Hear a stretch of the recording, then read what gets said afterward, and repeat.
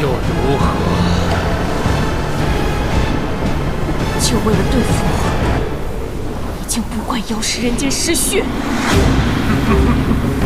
短暂失去又如何？只要能除掉你，自然值得。强者为王，天地间本就不应该有你这种半人半妖的玩意儿。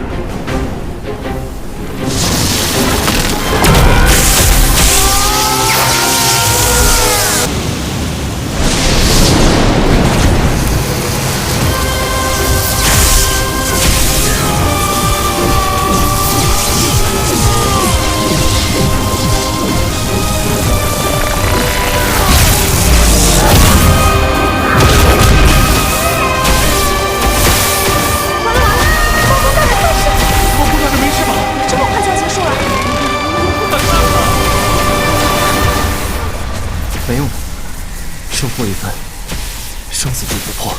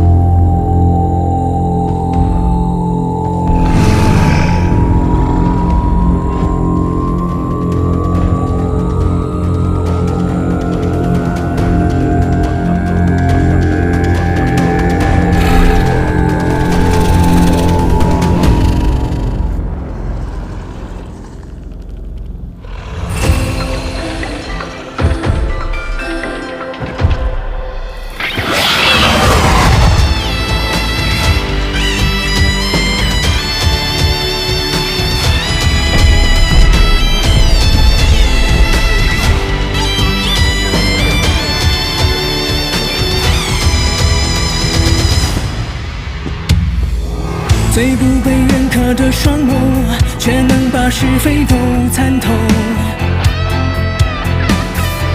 战斗在凡尘或荒丘，别再耽搁我奔流。贪欢世间，逆水行舟，谁甘心做浮游？战风波般手，换满天星宿。浑然云游，生来怎可任由足踏？别说银河永不消，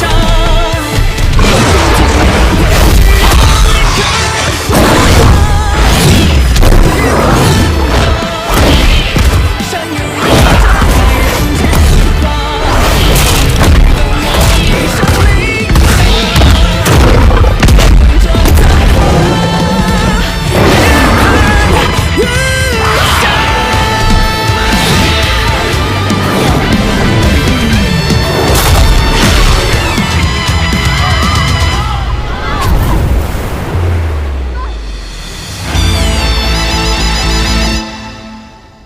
怎么可能？才修行了18年。会长老，你崇尚强者，只因为你自认是强者。但你可有想过，有朝一日你也会死在更强者手下？恰如此刻，任人宰割，你还会振臂高呼这世间是强者的吗？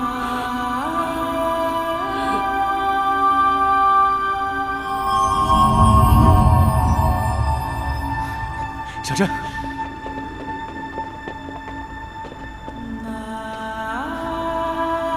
有一句话你倒是说得很对，妖界强者为王，可为王者不是为了生杀予夺、大权在握，而是为了护好人妖两界，护好那些最弱小的生灵，不被比之更强者所欺。猫公大人，金长老，可是还有话说？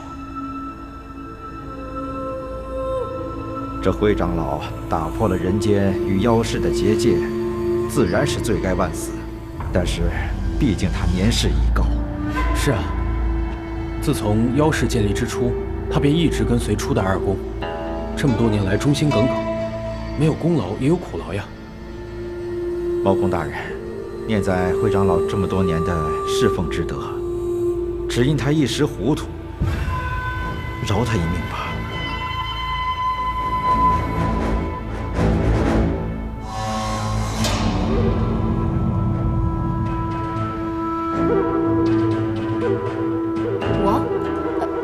我是都可以的，那就饶他一命，留他一命，倒也容易。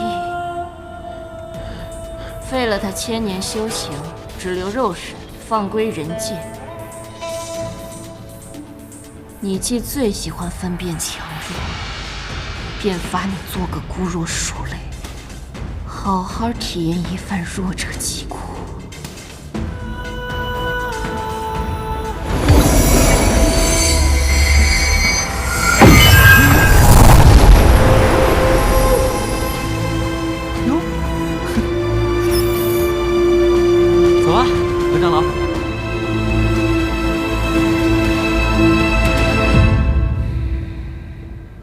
各位长老，如此可还有异议？谨遵猫公之命。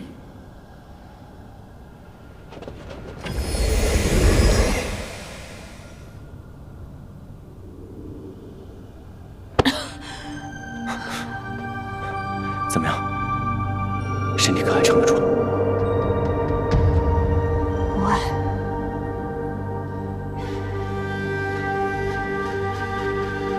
幸亏你没死，舍不得我了？那倒不是，是后悔。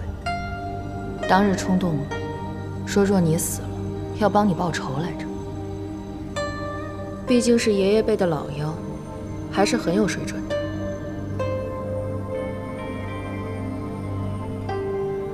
你这小猫倒是威风了，只是妖界有点得不偿失。这一战。又平白多了不少活要干。灰长老破的结界，可有的冒火了。我已让祝莹去查看，看看这结界到底是什么状况。小珍，你半妖之身本就不稳，有精子大战，要不还是先去我那儿休息。我该回家了。你都这样了，还急着做什么？我得说话算话。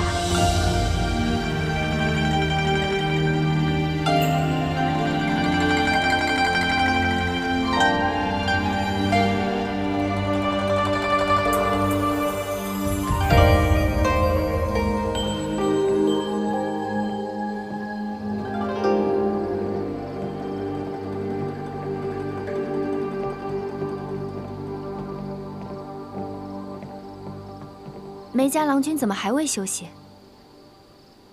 哦，我在等五娘子，这眼看都快到子夜了，她还未归，我有些担心。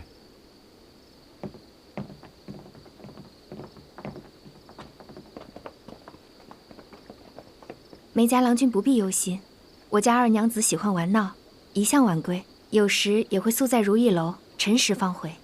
可她出府前说过，今日会回来的。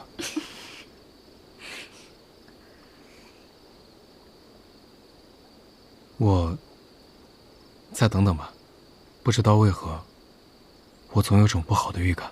梅郎君多虑了，这长安城里还没有人能欺负得了我家二娘子。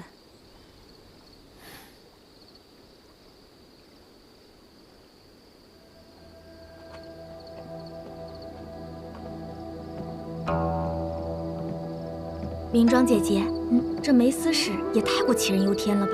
什么杞人忧天呢？瞧瞧那梅郎君，像不像画本里写的忘妻石？嘘，好生没规矩。再怎么说，人家也是客人。我看呢，这位客人马上就要变成主人喽。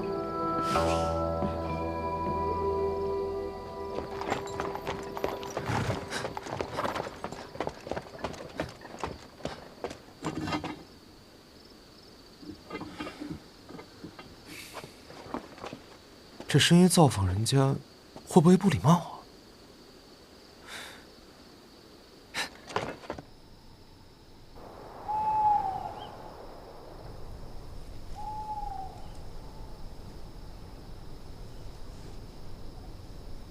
大半夜的，在干嘛呢？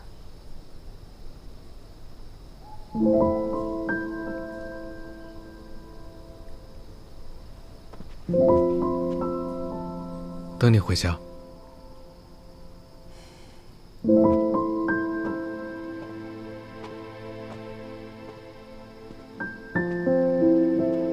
幸好我回来了。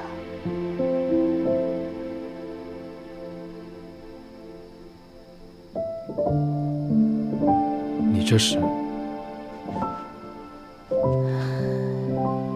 打架来着，累得很。为何又打架？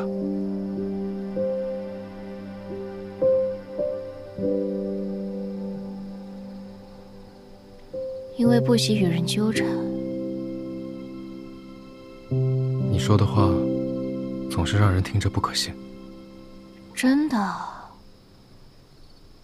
那位年纪大了些，我还是喜欢年少的小郎君。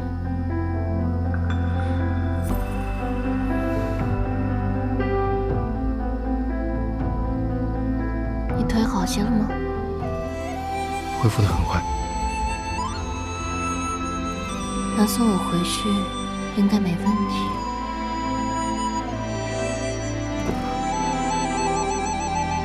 如果从不曾写好，怎觉这情愫会越发温柔？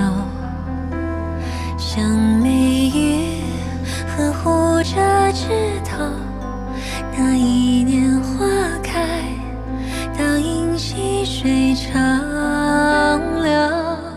命运牵起缘分的手，你我要不要先起来？这样让人看到了不好。迷雾蜃楼，相伴天地同游，情浓处看相思红透。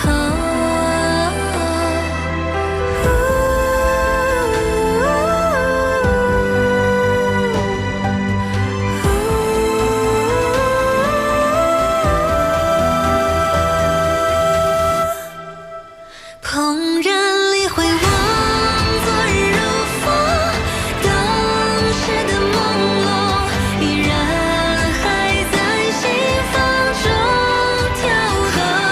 愿我一字一允诺，愿你归来皆笑容，张开心交付，融入星光长空，深情不约而同，爱执着影踪，余生长相厮守，年岁与共。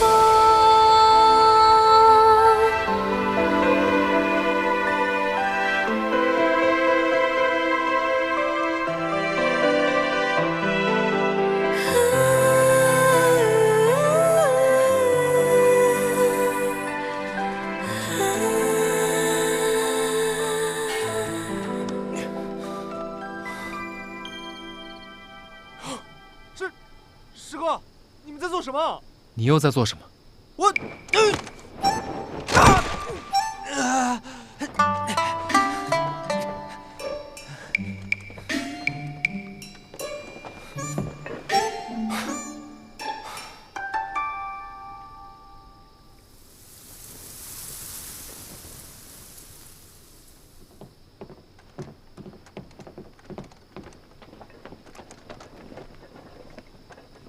大半夜跑来这干嘛？我这不是着急找你吗？放心吧，师哥，我知道是大半夜的，特意翻墙进来，没敲门，就怕别人说咱没礼貌。找我做什么？说起来也没什么，就是突然想起一件事儿。说。天灯节那日早上，我巧遇梅四郎，他说见到一个妖怪般的黑影。我当时觉得太扯了。那你现在回想，可是觉得有意啊？就宁可信其有，反正当时没觉得有什么妖异。那你可有觉得今夜的天象有些妖异？妖异有吗？没有啊。罢了，你先回去吧，明天我们再谈谈。好，终于有点正式感了。哎，门在那儿，以后不许随便翻人家外墙。知道了。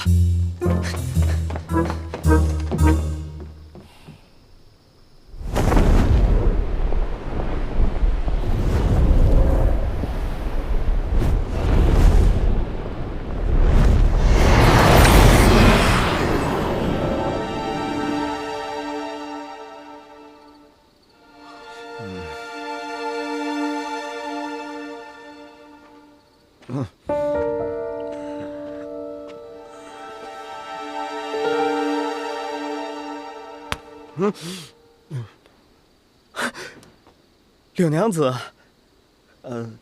这么晚了，你是才回来，还是要出门啊？你在这儿做什么？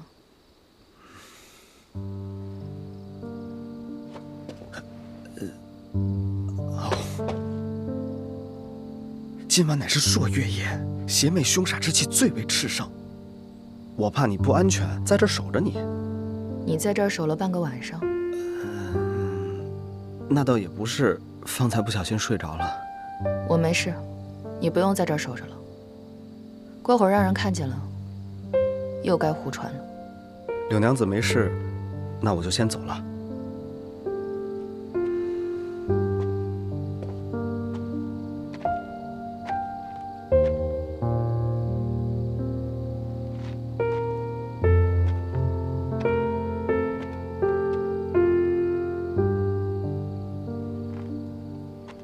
对了，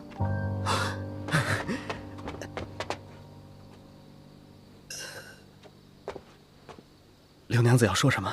朔月夜，邪魅凶煞之气最为炽盛，你从何得知的？嗨，是那白蛇郎写的《妖鬼杂记》中提到的。柳娘子感兴趣，回头我拿给你看看。不必，我就是问问罢了。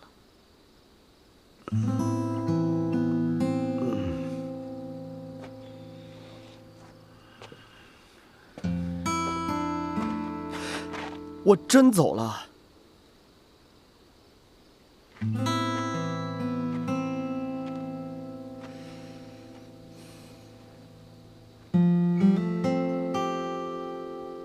我当时是这么写的吗？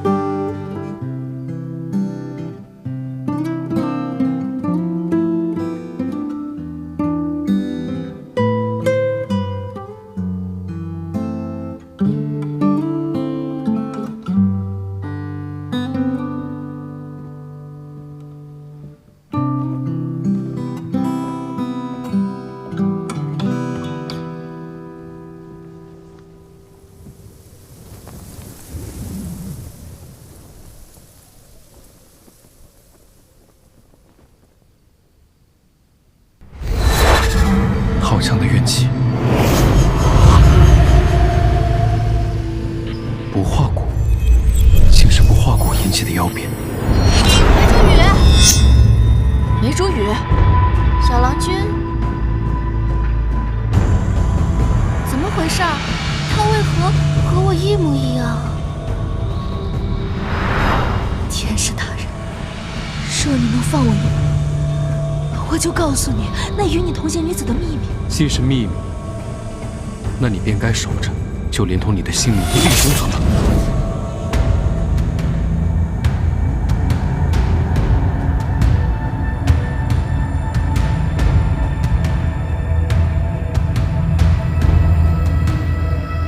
长安地界，突降天祸，水泊难觅，不知其源。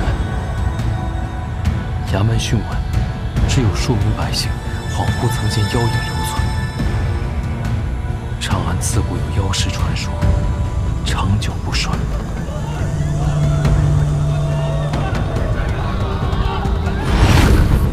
妖魔鬼怪，魑魅魍魉，须得除恶务尽，诛尽杀绝。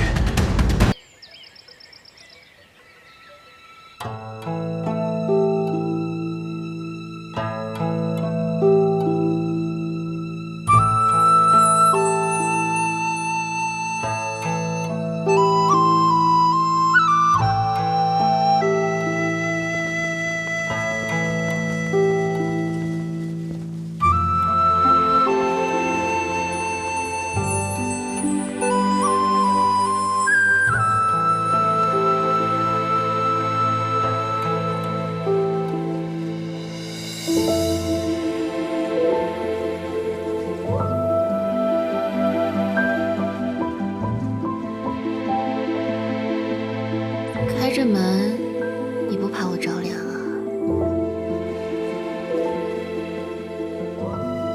如今夏日，雨或夜里最是冷暖适宜。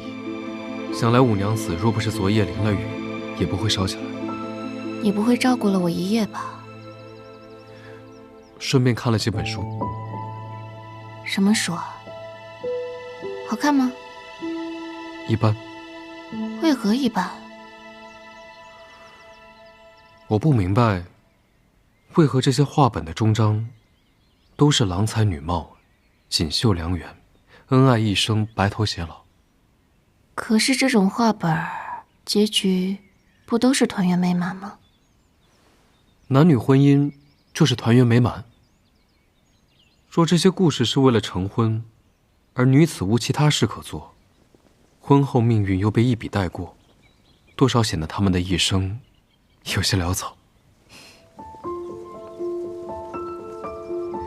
若是有些人知道你这么说，肯定会说你好为人师，妄自尊大。我也就是同你说说罢了。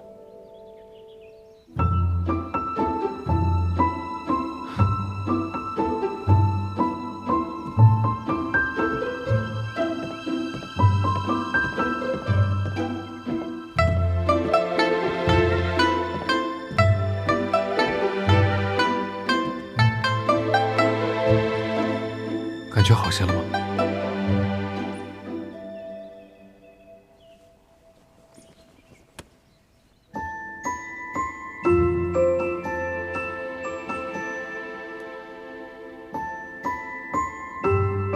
还烫吗？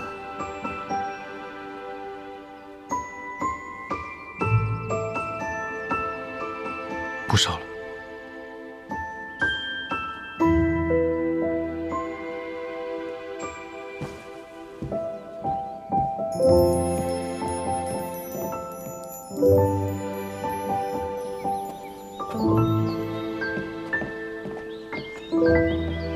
快点儿！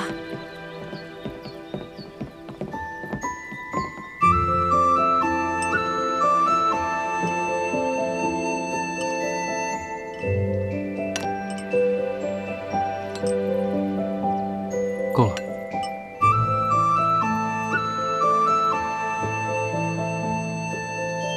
你笑什么？无事。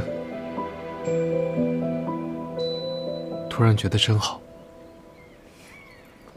好就多吃些。看来我二娘子忙得很呐。坐下一起吃。怕是没那个心情。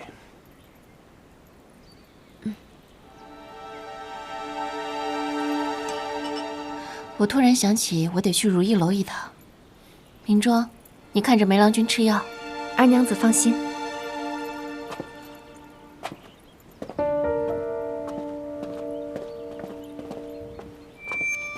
对了，等下梅郎君离开时，小心门口那第2层台阶。从前陪小珍练剑时弄坏过，虽然修补，但却仍是不太牢固，常会绊人。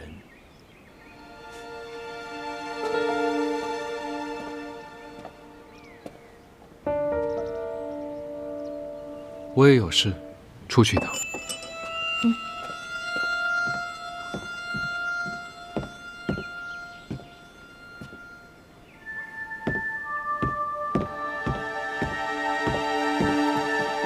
怎么回事？姐姐那边漏洞不小，从昨夜到现在，已然有好几次凡人误闯，亦有小妖外逃。蛇宫那边忙不过来，需要我们过去帮忙。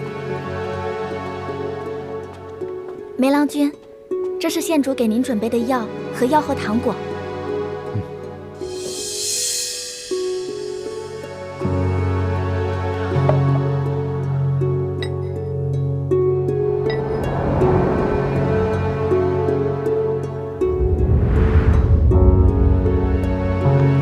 那这糖我就拿走了。好，不过平日里少吃些。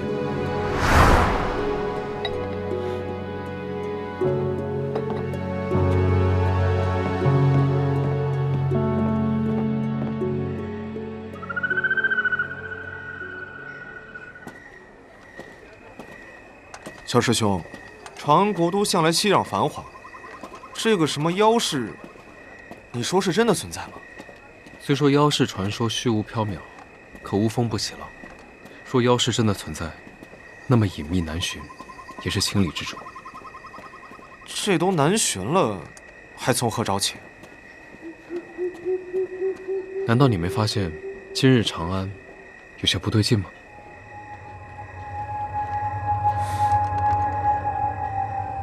挺对劲的呀，大晚上的都回去睡觉了。我的意思是，昨夜天象有异，恐是有妖。有妖？不可能！我这长安都转了个遍，也没察觉什么异象啊。四哥不是说过，他见到过？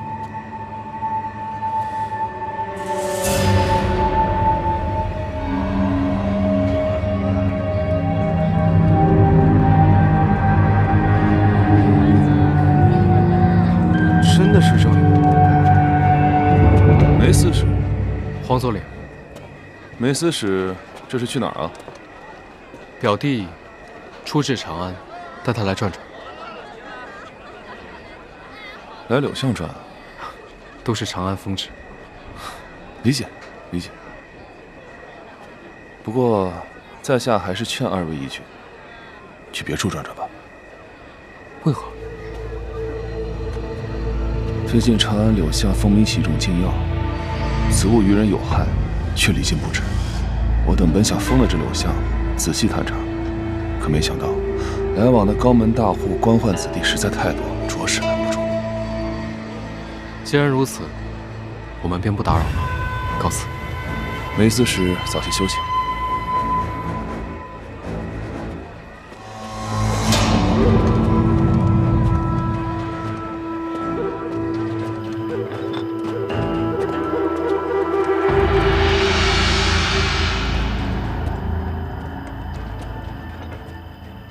那黄佐领不是说这巷子也不拦着吗？咱们直接进来就好了，为什么还要演一出假装离开又偷偷折返的戏码？他们不是不想拦，是拦不住。黄佐领是五娘子的好友，我不想连累人家费心。又是你狐狸精！我让你带的东西呢？哦。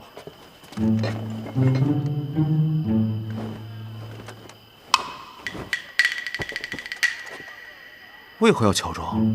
我是玄剑司司使，朝廷官员来这种地方，终归是不好解释。有了。这是什么？九阴丸，可让人服下之后在2个时辰内变化音色，令谁都听不出是石哥你的声音。这可是我收藏的宝贝之一。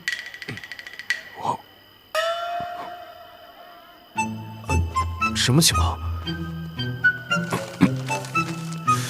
不是说变化音色吗？怎么哑了？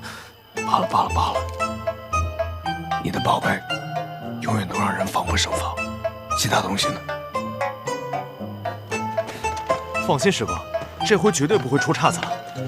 瞅瞅，简单有效，立竿见影，切，保证万无一失。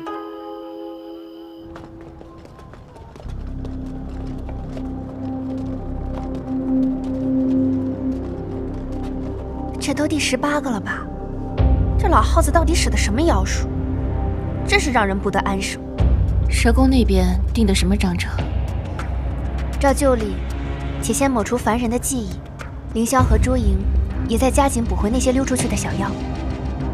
好，眼下就等这边的结界弥合，让凡人进不来，我们再去人间修补，那便好说了。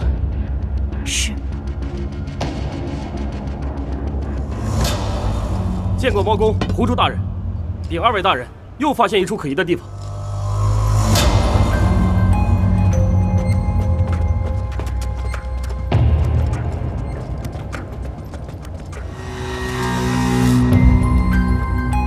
继父铺，卖皮囊的地方。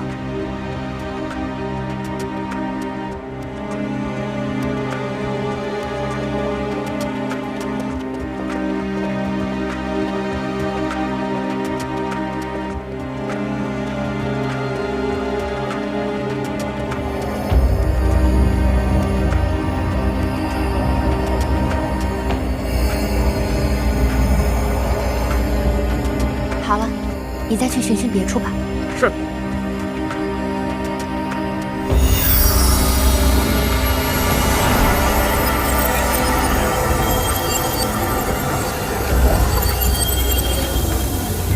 这老笔怪又跑哪儿贪睡去了？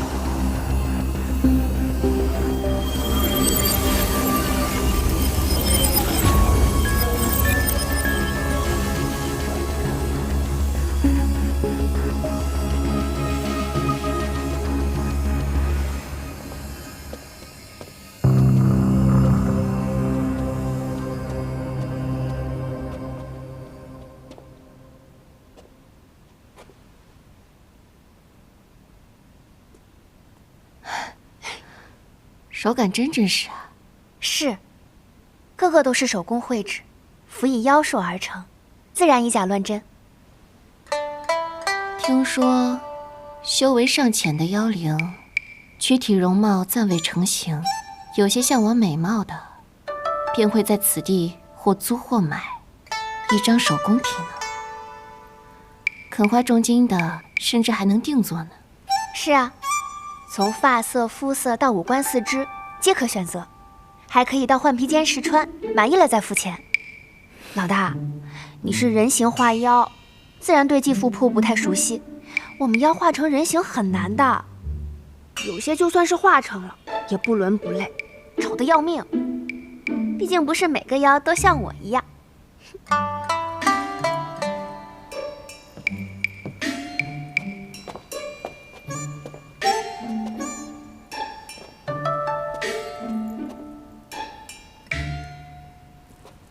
好了，这里交给我吧，你去看看是否还有其他破口。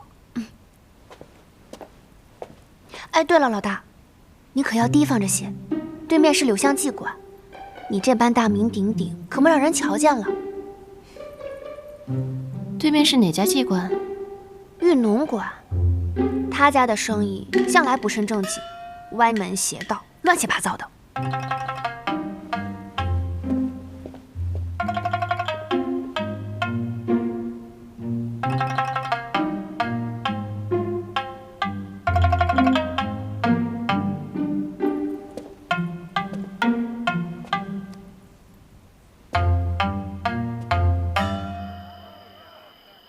你确定不带一副？不带多闷得慌。再说了，我霜降大师行走江湖，最爱露脸了。之前四哥提过的那妖影，也是在柳巷附近出现的吧？正是。这人呢？人都去哪儿了？人都奇了怪了，姑娘都去哪儿了？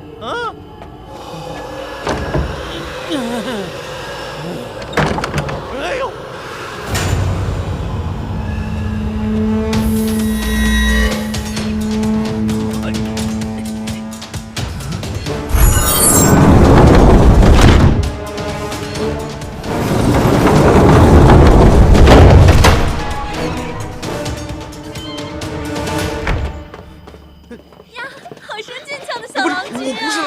真不是来玩的。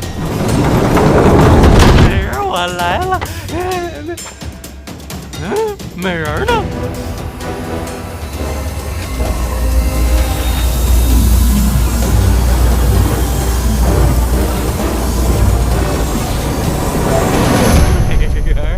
这儿。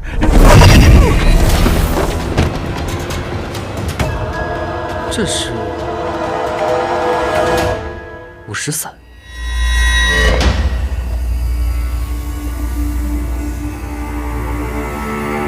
这位客官，小郎也是走错路了。这是何处？这儿，玉农馆的空屋子罢了。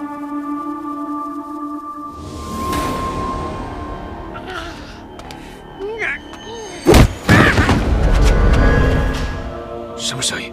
哦，没什么。我去里面看看。不可。凭何不可？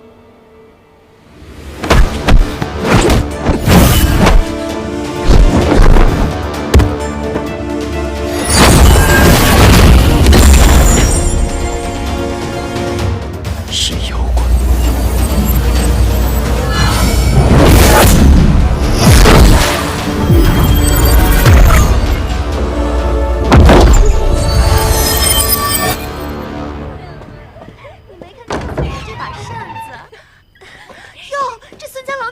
在这儿了，快来人呐！郎君，郎君，你醒醒啊！郎君，醒醒啊！没事吧？什么美人啊？怕不是又吸食多了50伞吧？哎呀，先把郎君扶起来。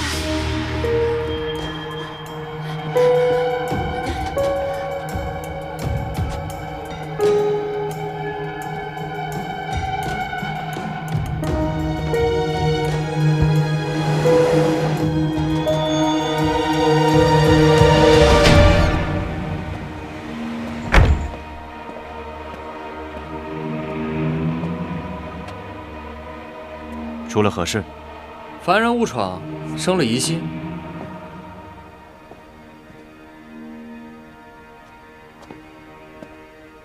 小珍这是在玩什么？我哪里在玩？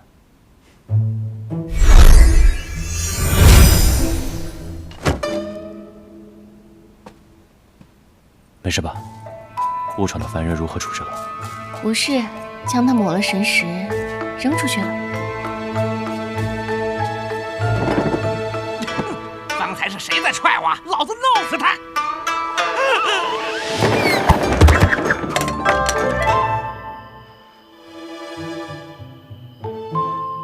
长安这地方也太吓人了，幸好我跑得快。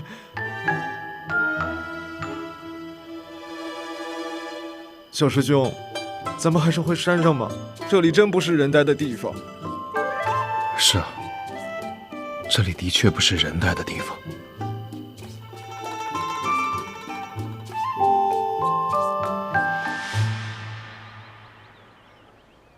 修补了一夜，终于修好了。这回换了新的指术，效果比之前好多了。52。哦，原来是舒先生。王爷，你怎么来了？近日长安又出现了禁药50伞，这不，我已经带人搜了好几日了。50伞？那我先去忙了，你们也小心一些。哦，对了，52，我要跟你说个消息。说。你们家那梅小郎君，他近日是不是还住在你府上啊？是啊。那你可知他昨日在哪儿？当然是在国公府。瞧瞧你，天真了吧？你们家梅小郎君啊，昨夜想逛柳巷来着，幸好被你兄弟我挡回去了，还好没让人走了歪路。兄弟，我够意思吧？你的意思是，他要去逛妓院？我不信。小珍倒是信得过他。他呀，本就不是那般性子的人，做不出那样的事情。五儿啊，你这些年前后也见过不少郎君了，往日你对谁这般信任，怎么偏生对他什么都信？这郎君的本性便是喜新厌旧。旧？难不成你俩早就看我厌烦了？这人之本性，本就不能由男女来界别。倒也是，罢了，你心中有数就行。那我先去忙了。小珍，你真的这么信他？信啊，像信你一样。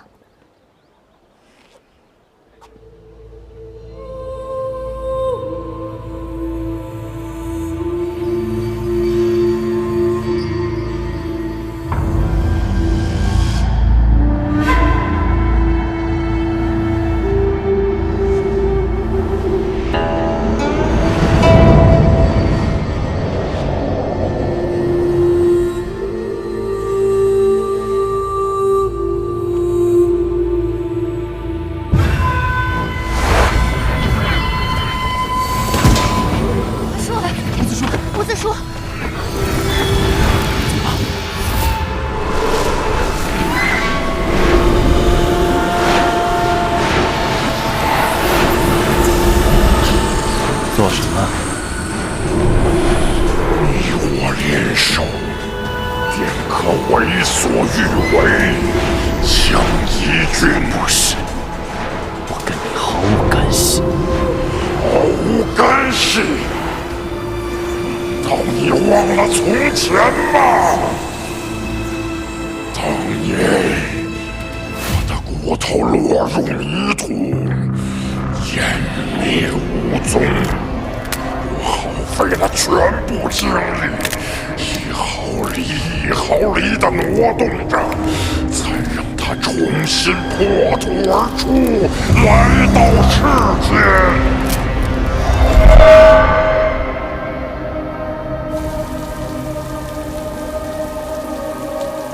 外面下雨了，咱们进去吧。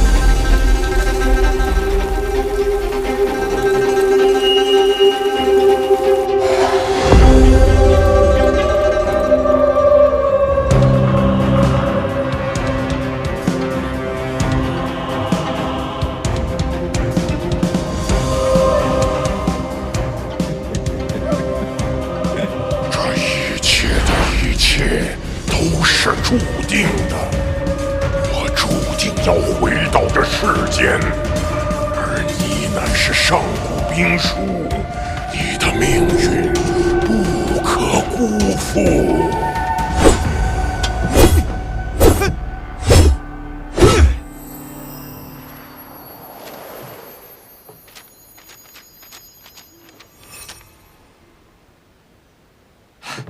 大师兄来信了。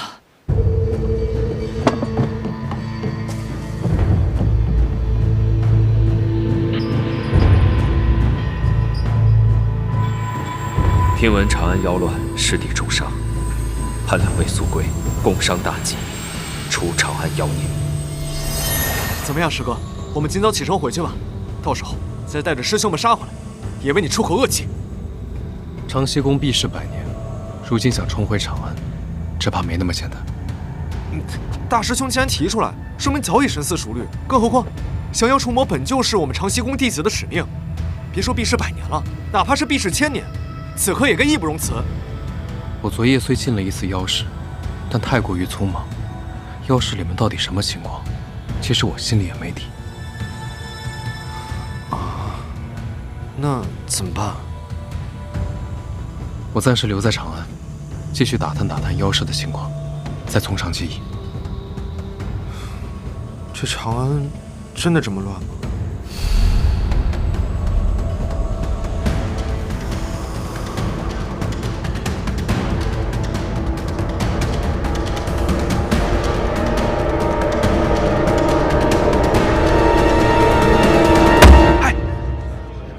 昨晚有没有遇到什么怪事儿？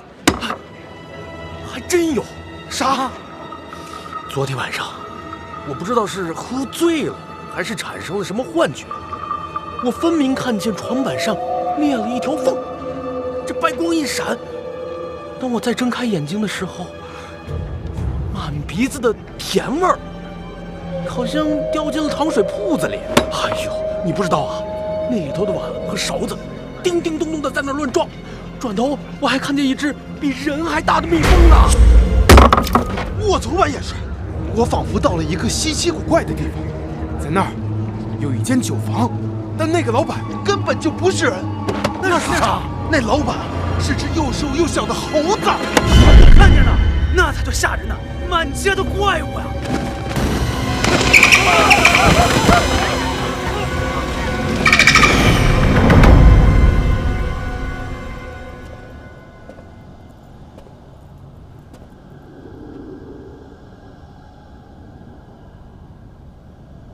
人界之事，确如朱颖所说，昨夜结界出现漏洞，许多人称自己进入了什么梦境，见到了什么精怪。如今结界虽已修复，一时半刻不至于暴露妖师所在，可是流言越来越多，难免引人怀疑。这些凡人向来忘性大，以往即便是有什么纰漏，左不过也就是混淆了他们的神识。不用几日便忘了。只是这次，为什么闹得如此之大？其实吧，从前这结界便有缺，不过1、2处而已。若及时发现缝补，自然不会轻易察觉。这辉长老嘛，哎，这老耗子要不是因他的所作所为，结界也不会破裂甚多。这人人都遇着怪事儿，人云亦云的。是不是，白长老？啊！你们继续，我听着呢。所以说了这么多，诸位还是一点法子都没有啊！平日里你们苛责猫公倒是卖力，现在你们4大门惹出了通天的纰漏，怎么就一个个都往后躲了？舒大人，请息怒。那辉门所为是他自己一时鬼迷心窍，与我3人实在无干。我们也并非推脱，只是此事实在是过于棘手啊。就是，小猫公一向动人可口，舒大人也是智计双绝，你们定能想出一些应对之法。我懂嘛，洗耳恭听，你们让我们做什么就做什么好了。唉，左右，我是费不动这个脑子的。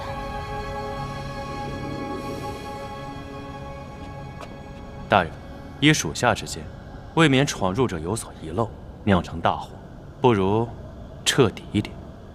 何谓彻底？人多便嘴杂了，不如将那晚出现于柳巷附近之人弄哑，悉数除掉。你在说什么？这是最快的方法。我有一种妖毒，无色无味，可下于水井之中，凡人自取自饮，官府倒也难查。胡闹！你可知昨日出入柳巷者有多少人？57人。那柳巷周围商户又有多少？112户。你又统统都杀了。妖氏近1000年基业，若被发觉，千万妖灵难在太平。我这是以大局为重。但你刚才也说了，那是灰长老惹的祸，怎能转嫁给无辜凡人？区100-200人，还不如他们王侯将相一场攻灭死的人多呢。凡人视自己的生命如草芥，我们又何必墨守成规？你堂堂妖宫副手，竟将遵循妖律说成墨守成规。妖律有言不得滥杀，我自然知道。可区100-200人，何谈滥杀？区100-200人，杀1无辜之人也算滥杀。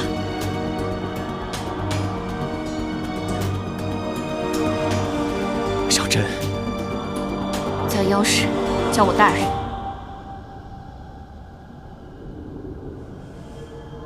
大人，如果凡人发现了妖氏的存在，定会一发不可收拾。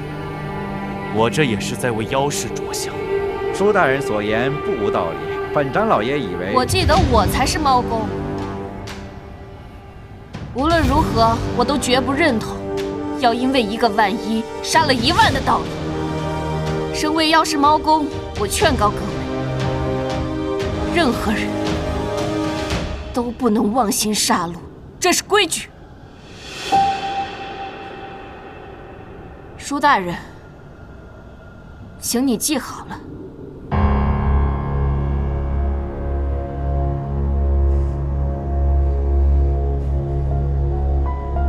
好，那就依大人所言，属下前去背背妖律。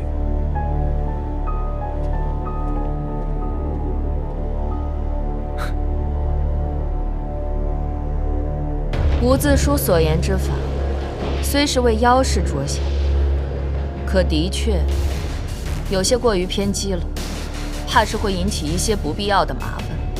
此事我一力承担，定会处理干净。诸位散了吧。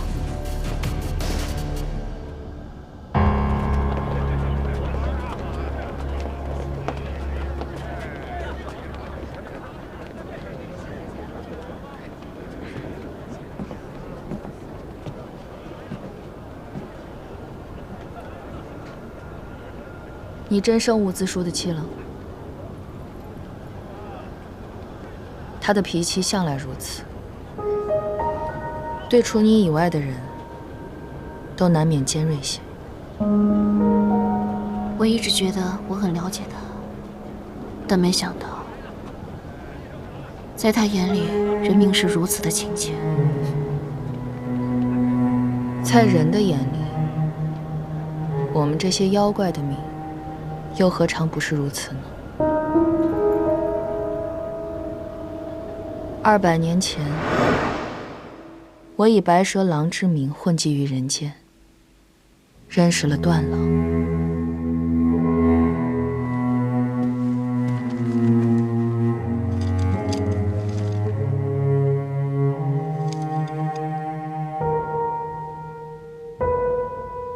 我们以写书而相识，他写断案折狱，我写妖怪志异，可谓是天作之合。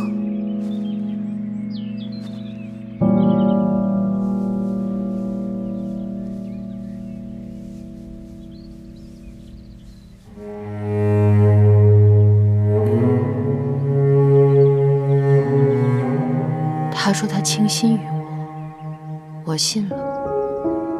他说他接受我所有的好与不好，我也信了。他说一生一世不离不弃，我还是信了。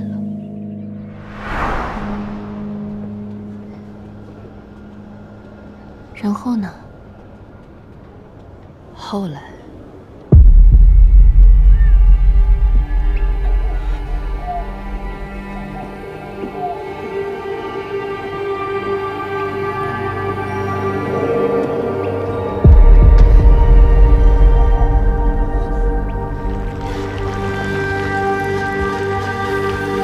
他意外发现了我的妖身，仓皇而逃。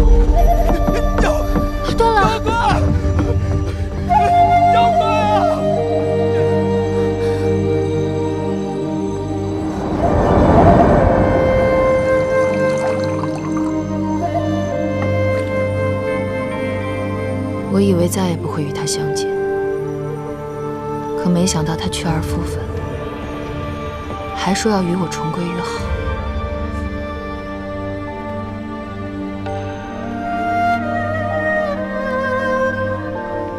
阿白，咱们成婚吧。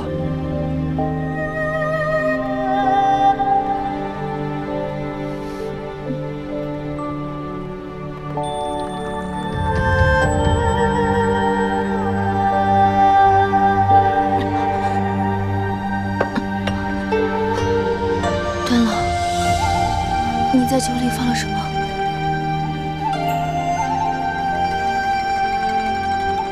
你在酒里下了药。成亲？真把自己当人了？哼，去死吧！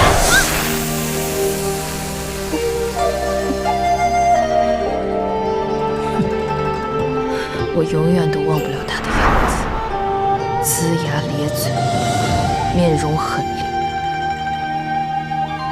谦谦公子，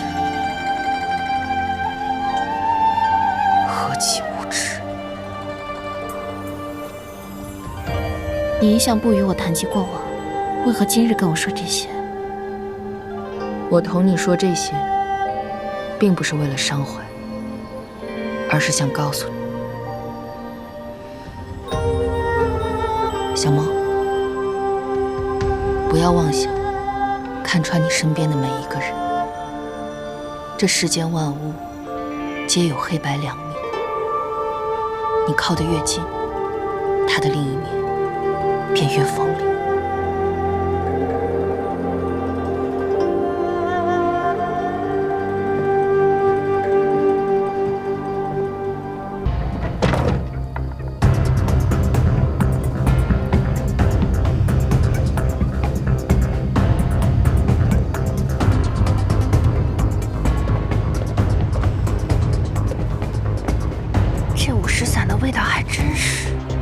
哎呀，昨日里啊，胡言乱语的人还真不少，有说碰见妖的，有说遇到仙境的，说什么的都有。哎呀，我倒是觉得成仙呀，还不如在这柳巷玩个3天3夜有趣呢。谁说不是呢？这长安可是天子脚下，阳气重得很，哪来的精怪？是啊，黄总领，千真万确，我真的见到了50嫂。所以，你还是去了玉龙馆？这不是你想的那样。看长安风致，看柳巷，美色近在眼前，而你却只看到了50伞。梅思史这个表弟，果真不同凡响啊。不过你说这50伞哪儿那么容易得？